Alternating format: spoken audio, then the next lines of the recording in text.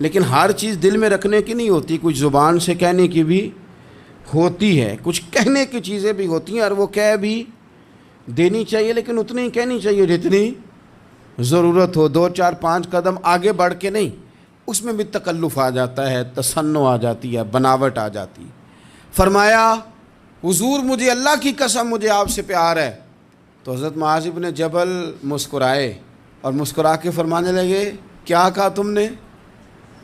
کہا حضور اللہ کی قسم آپ سے پیار ہے۔ فرمایا پھر سوچ کے کہیے۔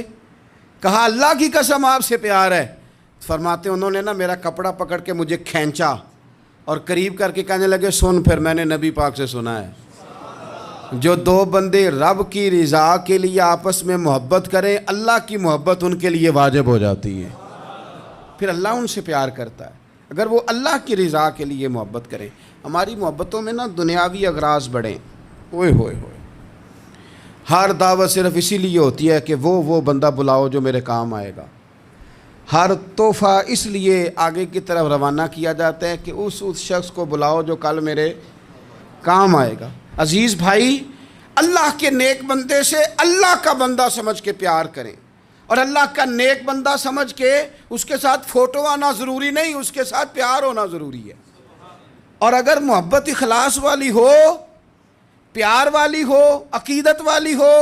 تو حضرت ابو ذر غفاری نے تو کہا تھا یا رسول اللہ اگر بندہ کسی نیک بندے سے پیار کرے، نہ اس سے مل سکے نہ اس طرح کے کام کر سکے، پھر بھی کوئی نتیجہ نکلے گا؟ تو حضور نے فرمایا پیار خالص کرے، اللہ قیامت کے دن دونوں کو جمع فرما دے گا۔ جو جس سے محبت کرے گا صبح قیامت اسی کے ساتھ ہوگا۔ شاید اسی لیے کسی پنجابی کے شاعر نے کہا تھا کہ اساں جے ہاں گناہیاں دا جدوں اعمال نامہ پھرول ہوئے، ذرے ذرے نے سامنے آ جانا ہے، جو جو منہ تھی بولیا بول ہوئے، اساں بھی کول حضور دے بیٹھ رہنا ہے، لکھ عمل ترکڑی تول ہوئے، ادو کولوں کی رب نے حساب لینا جڑا بیٹھا ہی محمد دے کول ہو۔ تو اللہ کے بندوں سے اللہ کی رضا کے لیے پیار کریں، اس میں للہیت پائی جائے، للہیت ہو، اس میں کوئی اور نہ ہو، بندہ ہو اور اللہ کی رضا ہو، یعنی درمیان میں رب ہو، اور تیسرا وہ شخص ہو۔ رضا الہی جب مقصود ہو پھر شکوے بھی پیدا نہیں ہوتے،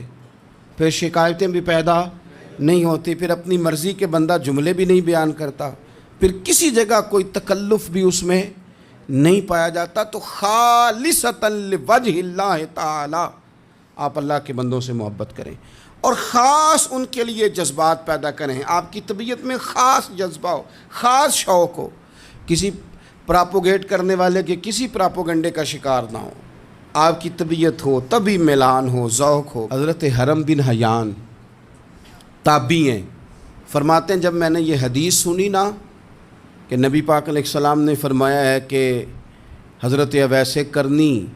ان کی دعا کی برکت سے اللہ میری امت کے لوگوں کی بخشش کرے گا،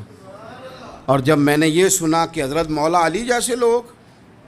حضرت عمر فاروق جیسے لوگوں کو جبہ دے کے بھیجا گیا ہے،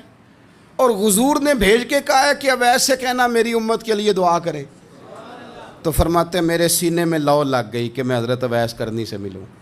میری طبیعت لگ گئی، میرا شوق آ گیا کہ میں خواجہ اویس کرنی رضی اللہ تعالیٰ عنہ سے ملوں۔ میں نکل پڑا، اللہ کے بندے کے لیے نکلا۔ حضرت حرم بن حیان کہتے ہیں، اس کو ابن الجوزی نے بھی لکھا ہے، داتا گنج بخش علی اجویری نے بھی لکھا ہے، کہتے ہیں میں ڈھونڈنے لگا حضرت اویس کرنی کو، بڑے شہروں میں گیا پر وہ ملے نہیں۔ داتا صاحب کہتے ہیں وہ حال والے آدمی تھے، ان پر بھی حال تاری رہتا تھا، اسی کسے دے کچھ نہیں جے لگ دے تے نہ کوئی ساڈا دردی، وہ بھی اپنی کیفیت میں رہتے تھے۔ داتا صاحب نے لکھا ہے جب دنیا ہستی تھی تو حضرت اویس کرنی رویا کرتے تھے، اور جب لوگ روتے تھے تو وہ ہنستے تھے، وہ سادہ غذا کھاتے تھے، کسی سے کوئی لین دین نہیں، اپنے طرز کلام، اپنی زندگی۔ یہ لوگ بھی بڑے شاندار ہوتے ہیں، فرماتے ہیں کہ وہ اپنے حال میں رہتے تھے۔ حضرت حرم بن حیان کہتے ہیں میں نے بڑی جگہ ڈھونڈا، پر میں جہاں جاتا لوگ کہتے ہاں گندمی رنگ والے، ہاں جن کے چہرے پر کچھ برس کے داغ ہیں، وہ جن کا چہرہ اور وجود بڑا روب والا ہے، وہ اویس کرنی۔ کہتے ہیں میں ڈھونڈتا جس شہر میں جاتا لوگ کہتے وہ آئے تھے پر چلے گئے، وہ کسی نے کہا تھا نا، اویسیوں میں بیٹھ جا، بلالیوں میں بیٹھ جا، صفیں تو سب بچھی ہیں، تو عشق والیوں میں بیٹھ جا۔ فرماتے میں وہ صفیں تلاش کرتا ڈھونڈتا، نہ ملے مجھے، بالآخر میں عراق پہنچ گیا، نہر فرات کے کنارے ساری دنیا سے علیحدہ ہو کے وضو کر رہے تھے۔ کہتے ہیں میں پیچھے کھڑا ہوں، میں نے جا کے کہا السلام علیکم، تو حضرت اویس کرنی چہرہ اٹھا کے کہنے لگے وعلیکم السلام حرم بن حیان۔ تو میں نے کہا حضور آپ مجھے جانتے ہیں؟ فرمانے لگے عارف تو روحی من روحی کا، میری روح تیری روح کی جاننے والی ہے۔ کہتے ہیں میں نے کہا حضور کو نصیحت کر دیں، تو فرمانے لگے پہلی نصیحت تو یہ ہے کہ آج کے بعد مجھے ملنے نہ آنا، میں نہیں پسند کرتا، میں تنہا رہنا چاہتا ہوں، مجھے نہیں شہرت اچھی لگتی، میرا نہیں دل کرتا لوگ میرے پیچھے بھاگیں، آج آیا ہے آج کے بعد نہ آنا، بس چھوڑ دے مجھے میرے حال پہ، میں اپنی زندگی اپنے حساب کے مطابق گزارنا چاہتا ہوں، تو آج کے بعد نہ آنا۔ اور پھر فرمانے لگے اگلی نصیحت یہ ہے کہ جو رب نے تجھے دے دیا ہے نا اس پہ راضی ہو جا، اگر اس پہ راضی نہیں ہوگا تو تکلیف میں رہے گا۔ فرماتے میں نے پھر کہا میرے لیے دعا کر دیں، تو انہوں نے ہاتھ اٹھائے، کہنے لگے یا اللہ